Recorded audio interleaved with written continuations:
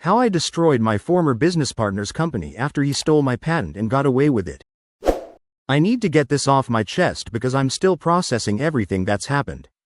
This is going to be long, but I promise it's worth it. Some background. I'm a mechanical engineer who spent the last decade working in the renewable energy sector. 3 years ago, I developed a prototype for a solar panel mounting system that could automatically adjust angles based on sun position without requiring motors or electricity, purely mechanical, using temperature differential and some clever engineering I'd been tinkering with since grad school. It was elegant, simple to manufacture, and could increase solar efficiency by 18 to 23% depending on latitude. I'm not going to get too technical, but trust me when I say this was potentially game-changing for the industry. At the time, I was working at a mid-sized solar installation company, but this project was entirely my own. I worked on it nights and weekends in my garage, used my own money for prototypes, and kept detailed notebooks documenting everything. I knew enough about IP law to protect myself, or so I thought. Enter Marcus, not his real name. Marcus was a friend from college who had gone into business development. We'd stayed in touch over the years, and when I told him about my prototype over beers one night, stupid, I know, he got incredibly excited. He had connections with investors, he said. He knew people in manufacturing. He could help me turn this from a garage project into an actual business. I was hesitant at first. I'm an engineer, not a businessman, and the thought of pitching to investors made me want to crawl under a rock. But Marcus was persistent. He showed me market projections, introduced me to a patent attorney he knew, helped me refine my pitch deck. Over the course of 6 months, he basically became my business partner, though we never formalized anything, and that was my first massive mistake. The second mistake was trusting him with everything. He had access to my technical documentation, my prototypes, my manufacturing cost breakdowns, everything. He said he needed it all to properly pitch to investors. I believed him because we'd been friends for 12 years, and he'd never given me a reason not to trust him. We finally got a meeting with a venture capital firm in Boston. A big one, the kind that could actually make this happen. Marcus said he'd handle the preliminary discussions and loop me in once they were seriously interested. He said my engineering background might make me come across as too technical in initial conversations, and that he could speak their language better. Red flags everywhere, right? But I was too excited and too naive to see them. The meeting was scheduled for a Thursday in March, 2 years ago. The Wednesday before, Marcus called me and said the investors had to reschedule, family emergency on their end, we'd have to wait 2 weeks. I was disappointed but understood. These things happen. Except they didn't happen. 3 months later, I saw an article in a trade publication about a revolutionary new solar mounting system being developed by a startup called Heliotech Solutions. The product description was identical to mine. The technical specifications were my specifications. Even some of the marketing language was pulled directly from my pitch deck. The founder and CEO? Marcus Henderson. I felt like I'd been punched in the stomach. I immediately called him, straight to voicemail. I texted, emailed, even showed up at his apartment. Nothing. He'd completely ghosted me. I contacted the patent attorney he'd introduced me to. Turns out Marcus had filed a provisional patent application in his name only, using my documentation, 2 weeks before our supposed investor meeting. The attorney claimed he'd assumed we were co-inventors and that I'd signed off on everything. Spoiler. I hadn't signed anything. The attorney didn't keep copies of what he claimed were my authorization forms. I hired my own lawyer and filed a dispute, but here's where it gets worse. Marcus had been meticulous. Every email between us was carefully worded to make it seem like we were collaborating as equal partners, or worse, like I was helping him develop his idea. He'd even had me sign an NDA months earlier, to protect our partnership discussions with investors, except buried in the language was a clause that could be interpreted as me acknowledging his IP ownership. My lawyer said we could fight it, but it would take years and cost hundreds of thousands of dollars I didn't have. Heliotech Solutions, meanwhile, secured $4.2 million in Series A funding. My design, my work, my decade of research, was making someone else rich. The legal battle dragged on for 8 months before my lawyer basically told me we were bleeding money with no guaranteed outcome. Marcus had covered his tracks too well, and proving sole inventorship would require resources I simply didn't have. I withdrew my challenge in November of that year. I'd spent nearly $80,000 I didn't have, thank you, credit card debt and a second mortgage, to get absolutely nowhere. Marcus won. He fucking won. I spiraled pretty hard after that. My marriage almost fell apart. My wife Sarah had been supportive, but the financial stress was killing us. I was barely functioning at work. I'd wake up at 3 a.m. just furious, playing out confrontations in my head that would never happen. My therapist helped me work through a lot of it, and eventually I accepted that sometimes bad people win and there's nothing you can do about it. Except I couldn't let it go. Not really. So I did something that probably makes me an asshole, but I don't care. I started planning. Not illegal revenge. I want to be crystal clear about that. I wasn't going to burn down his office or slash his tires or anything that would land me in jail. But I knew Marcus, knew how he operated, knew his weaknesses. And I had something he didn't know I had. Access to the original flaw in the design. See, the prototype I'd shown Marcus was version 4. It worked beautifully in my garage in Ohio with the specific temperature ranges and sun angles we got there. But I'd discovered during testing that the system had a critical failure point in extreme heat. Specifically, sustained temperatures above 112 degrees Fahrenheit caused the thermal expansion mechanism to lock up, and the entire system would need manual reset. I'd solved this problem in version 5, which I'd never shown Marcus and had kept exclusively on an encrypted drive. Version 4 was what he'd stolen. Version 4 was what Heliotech was manufacturing. Heliotech's initial market was the northeastern United States, where this would never be an issue. But according to their press releases and investor updates, which I read religiously, they were planning a major expansion into the southwestern market, Arizona, New Mexico, Nevada, within 18 months. I started documenting everything. I created a detailed technical report explaining the flaw, complete with temperature stress test data, failure point analysis, and projected costs of the inevitable recalls. I documented the entire timeline of my relationship with Marcus, including every scrap of evidence I still had proving prior invention. I gathered every article about Heliotech, every investor update, every bullish market projection. And then I waited. I know some of you are thinking, why not just warn them? Report the flaw? Here's the thing. I did try, early on. I sent an anonymous tip to their engineering team through a contact form on their website. It was ignored. I suspect Marcus saw it and dismissed it as a disgruntled competitor or just me trying to sabotage him. So fine. Let him figure it out the hard way. I'm posting this now because Heliotech just announced their southwestern expansion is ahead of schedule. They're doing a major installation at a solar farm outside Phoenix next month, 10,000 units, flagship project, tons of press coverage. I've got my popcorn ready. TLDR. Former friend stole my solar panel design and patent, started a company that raised millions. Legal system failed me, but he stole the flawed prototype version, and I know exactly when and how it's going to catastrophically fail. The karma is coming. Edit. To everyone asking, no, I will not sabotage the installation or do anything to cause the failure. I don't need to. Physics will take care of that on its own. I'm just going to watch. Edit 2. Yes, I know some of you think I should warn them anyway. I wrestled with this a lot. But he stole from me, destroyed my finances, nearly destroyed my marriage, and did it all with a smile on his face.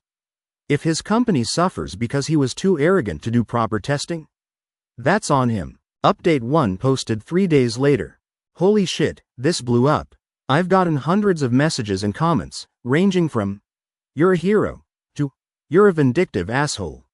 Maybe I'm both. Probably I'm both. A few people pointed out that I could be liable if people get hurt or if I'm knowingly withholding safety information. Let me be clear. This is not a safety flaw. The system won't explode or fall off buildings or electrocute anyone. It will simply stop working and lock in place. It's an operational failure, not a danger to people. The worst that happens is reduced efficiency and the need for manual maintenance, reset. Still catastrophic for a company that's marketed this as completely autonomous, but no one's going to die. That said, some of your comments got in my head. Specifically, the ones about whether I'm becoming the villain in my own story. Sarah, my wife, found the post. She's a casual Reddit lurker, and someone from her book club sent it to her asking if it sounded like something I'd write. Whoops. We had a long talk last night. She asked me point blank, is destroying his company going to make you feel better, or are you just going to feel empty after? I didn't have a good answer. But here's the thing. I'm not actively destroying anything. I'm just not preventing something that's going to happen anyway. Is that really the same thing? Anyway, the Phoenix installation started this week. I've been following their social media, from a burner account. Obviously, I'm not a complete idiot. They're posting daily progress updates. Marcus himself is down there, doing photo ops, giving interviews to trade publications. There's even going to be a ribbon-cutting ceremony in 2 weeks. I found myself drafting an email to their VP of engineering yesterday. Just laying out the technical issue, explaining the temperature threshold, offering to consult on a fix. I stared at that draft for an hour before deleting it. Maybe I'm rationalizing, but here's how I see it. Marcus had years to do proper testing. He had millions in funding. He had access to engineering talent. The fact that he didn't discover this flaw isn't my fault, it's negligence on his part. He was so busy rushing to market, so focused on beating competitors and impressing investors, that he cut corners. He did this to himself. I think. God, I don't know anymore. Some of you are right that this is eating at me in ways I didn't expect. One piece of good news in my life, at least. I've been working on version 6 of the design. I filed my own provisional patent last month, properly this time, with a lawyer I trust, everything documented. This version solves the heat issue and adds some additional efficiency improvements. I'm not trying to start a company or anything, but I've been in talks with an established solar manufacturer about licensing the design. It's early stages, but at least I'm moving forward with my own work instead of just obsessing over Marcus's theft. Sarah thinks I should talk to my therapist about all this. She's probably right. The Phoenix installation is scheduled to go live in 10 days. Average high temperature there this month, 114 degrees Fahrenheit. I'll update when something happens. If something happens, edit. To the person who asked why I didn't install a kill switch in the design, I didn't know I'd need to protect myself from someone I trusted. That's the whole point. Also, that would have been actual sabotage, which is illegal and not what this is. Update 2. You're not going to believe this. Actually, scratch that. If you've been following along, you'll probably believe exactly this. The Phoenix installation went live 6 days ago, right on schedule. Big ceremony, local news coverage, politicians giving speeches about renewable energy and innovation. Marcus gave an interview where he talked about bringing revolutionary technology to communities that need it most. I watched it on YouTube and wanted to throw my laptop across the room. The first 3 days were fine. Temperatures were in the low 90s, hot, but not hot enough to trigger the failure point. Day 4. 109 degrees Fahrenheit. I was refreshing Heliotech's Twitter feed like a maniac. Nothing. Day 5. 113 degrees Fahrenheit. And there it was. It wasn't a dramatic explosion or anything cinematic. Just a quiet, devastating operational failure. The mounting systems locked up across the entire array. Panels stuck at suboptimal angles. Efficiency dropped to less than 40% of projections. And because of how the mechanical system was designed, there was no remote fix. Each unit had to be manually accessed and reset. 10,000 units. In the Arizona desert. In June, Heliotech's engineering team apparently spent 2 days trying to diagnose the problem remotely before they realized they'd need to send people out to physically inspect the systems. By then, the customer, a regional utility company, was furious. They'd done this installation as a showcase project, with press coverage and everything. Having it fail within a week was humiliating. But here's where it gets interesting, and where my stomach started to hurt. I got a LinkedIn message yesterday from someone named Jennifer Cow. She introduced herself as the VP of Engineering at Heliotech, the same person I'd almost emailed weeks ago. Her message was polite but direct. I saw you filed a patent dispute against Heliotech last year regarding the AutoTrack mounting system. I'm reaching out because we're experiencing a critical technical issue with our Phoenix installation, and I have reason to believe you might have insights that could help us resolve it. I understand there's history here, but this is affecting real people and real infrastructure. Would you be willing to speak with me? I can offer a consulting fee for your time. I stared at that message for probably 20 minutes. This was it. This was the moment I'd been waiting for. Marcus's company was in crisis, and they needed ME to fix it. The irony was so perfect it was almost painful. I could ignore the message. Watch them struggle. Let the company's reputation crater. That was the revenge, right? That was the whole point. But then I thought about what Sarah said. And I thought about the utility company that had invested in this project. And I thought about the fact that, despite everything, I actually do care about solar energy and renewable technology. I responded, I'm willing to discuss the technical issue. But I have conditions. We set up a call for the next day, yesterday afternoon. Jennifer was on the line, along with their CTO and, surprisingly, one of their major investors. Marcus was notably absent. I was professional, cordial, even. I explained the temperature threshold issue, the thermal expansion problem, the exact conditions that caused the lockup. I could practically hear them taking notes. The CTO asked some good technical questions that made it clear he actually understood the engineering. Then Jennifer asked, Did you know about this flaw before the installation? I'm not going to lie to you all. I considered lying to her. Just saying no, playing dumb, pretending I'd only figured it out after hearing about their problems. But I didn't. Yes, I said, I knew. It was in my original documentation, which Marcus had access to. The version he acquired from me was a prototype that worked in specific climate conditions. I'd already identified the problem and solved it in a later iteration. Silence on the other end. Then, did you try to warn anyone? I sent an anonymous tip to your engineering team 16 months ago. It was ignored. More silence. Then the investor spoke up. A woman named Patricia Chen, who apparently sits on Heliotech's board. Let me make sure I understand this correctly. You invented this system. Marcus Henderson stole your work and filed a patent in his name. You attempted to legally challenge this but lacked the resources to see it through. You then discovered that the version he stole had a critical flaw. You attempted to warn the company, and when that was ignored, you decided to. What, exactly? Let us fail? I decided to focus on my own work and let physics take its course, I said. Jesus Christ, she muttered. Then, what would it take for you to help us fix this? Here were my conditions. Heliotech would issue a public statement acknowledging that the AutoTrack system was based on prior work by me, and that proper attribution was not initially given. They would pay me a retroactive licensing fee for use of the technology, to be negotiated, but substantial. They would offer me a formal consulting contract to implement the version 5 improvements across all existing installations and future production. Marcus would have no involvement in any of these discussions or agreements. Patricia Chen didn't even hesitate. Done. I'll have our lawyers draft the agreement today. How soon can you fly to Phoenix? That's when it hit me. She wanted Marcus out too. This wasn't just about fixing the installation. This was about fixing the company. Turns out, I wasn't the only person Marcus had screwed over.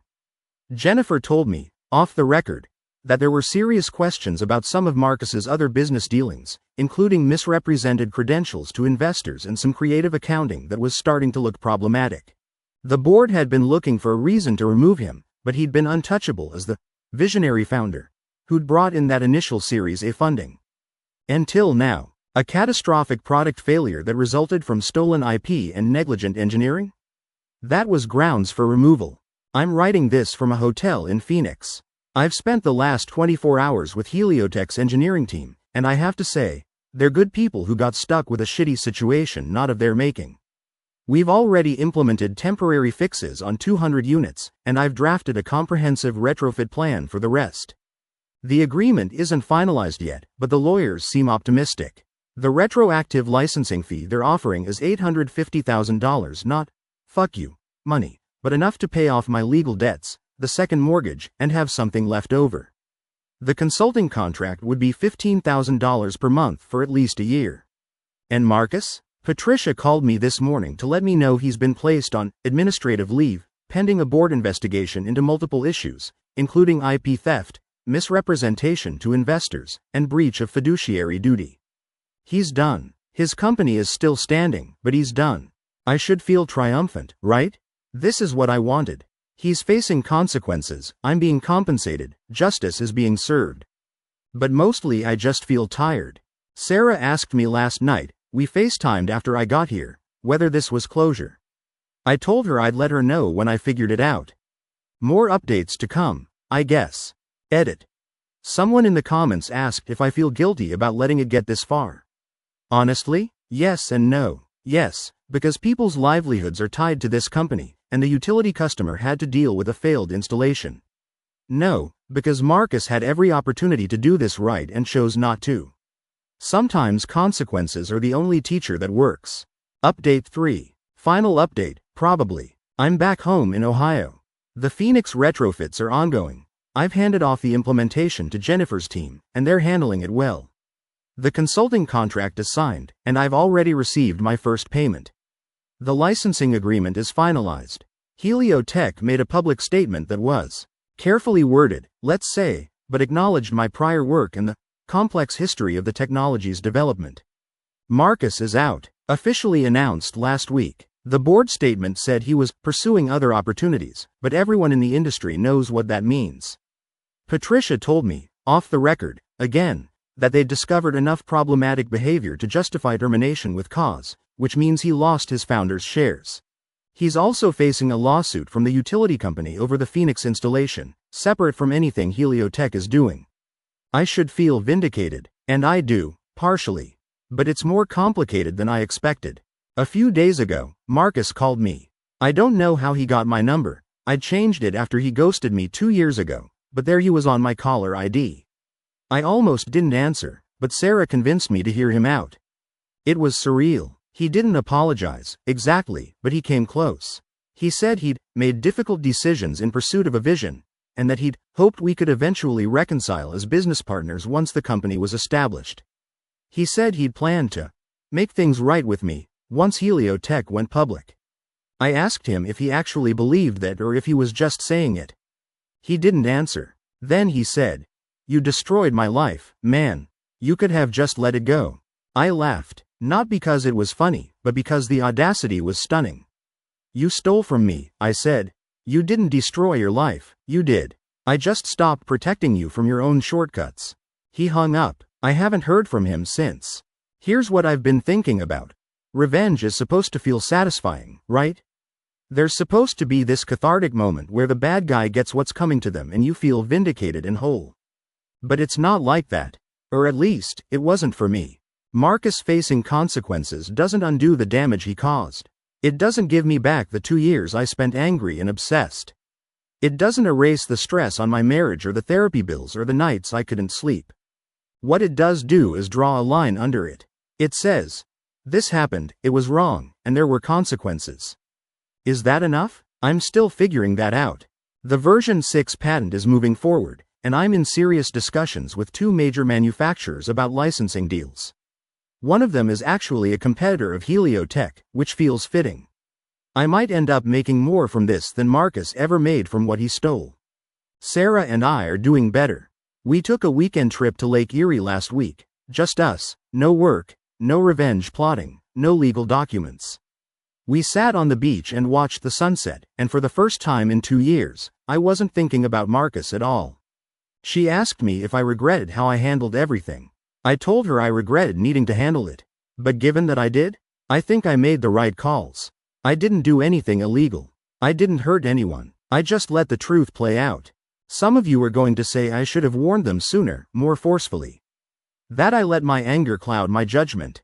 You might be right, but I also think there's something to be said for letting people face the natural consequences of their actions. Marcus built a company on stolen work and shoddy engineering. The fact that it caught up with him isn't my fault. Is it revenge if you're just standing back and letting karma do its thing? I still don't know, but I do know I'm done. Done with the anger, done with the obsession, done with checking Heliotech's press releases at 2 a.m. I've got my own work to focus on now. Work that's actually mine. Thanks for coming along on this weird, messy journey. It helped to write it all out, and some of your comments, even the critical ones, made me think harder about what I was doing and why. To everyone who's been screwed over by someone they trusted, I get it. I'm sorry. I hope you find your own version of closure, whatever that looks like. And to Marcus, if you're reading this, and I suspect you are, I hope you learned something from this. But I'm not holding my breath. TLDR. The company settled with me. Marcus is out. I'm consulting for them now and making bank. Revenge accomplished, but it feels more like closure than triumph. Moving on with my life. Final update. I wasn't going to post again, but something happened this week that felt like the actual ending to this story. Version 6 is being manufactured. The licensing deal went through with a major solar company, and installations are starting in 3 states next month. I'm getting royalties that will set me up comfortably for years. Sarah and I paid off all our debts, took a real vacation, Costa Rica, highly recommend, and are talking about starting a family. But that's not why I'm updating. Yesterday, I got a certified letter from Marcus's lawyer. For a moment, I had that old familiar spike of anxiety. What now? Another lawsuit? Some new accusation? It was an apology letter. A real one. Marcus's lawyer explained that Marcus was in therapy, court-ordered, as part of a settlement with some of his investors, and that part of his treatment involved making amends for past behavior. The letter from Marcus himself was 3 pages long. He apologized for stealing my work. He acknowledged that he'd rationalized it at the time, convinced himself that he was just leveraging an opportunity, and that he'd make it up to me later. He admitted that he'd gotten caught up in the Silicon Valley mythology of fake it till you make it, and had lost sight of basic ethics and friendship. He said he'd spent the last 6 months bankrupt, divorced, apparently his wife left him when the truth came out, and working as a consultant for a management firm. He said he was trying to rebuild his life from scratch and that he understood if I never wanted to speak to him again. The letter ended. You were right to do what you did. I'm sorry it was necessary. I hope you found success with your work, and I hope someday you can forgive me, even if we never speak again. I showed the letter to Sarah. She asked what I wanted to do. Honestly, nothing. I don't want to reconnect with Marcus. I don't want to grab coffee and hash out old times. I don't even particularly want to forgive him, at least not in any active sense. But I did write back, just a short note. I appreciate the apology. It doesn't change what happened, but I believe you're sincere. I hope you figure your life out. We're not going to be friends again, but I don't wish you harm. Good luck. And that's it. That's the end. I think what I've learned from all of this is that revenge is really just another word for wanting the universe to make sense. You want bad actions to have bad consequences, good actions to have good outcomes. You want justice. Sometimes you get it, sometimes you have to help it along, and sometimes it still doesn't feel the way you thought it would. But you move forward anyway. I'm good. Sarah's good. My work is out in the world, under my name, making a difference. Marcus is dealing with his own stuff. And I'm finally, actually, genuinely okay with all of it. Thanks for reading, everyone. This weird community of internet strangers helped me process one of the hardest periods of my life. I hope you're all doing well, whatever you're going through. Peace. Edit. Since people keep asking, yes, I do think Marcus's apology was genuine. But that doesn't mean I owe him forgiveness or friendship. Some bridges, once burned, stay burned. And that's okay. Edit 2. To everyone sharing their own stories of betrayal, I see you, and I'm sorry you went through that. Whatever path you choose to deal with it, I hope you find peace on the other side.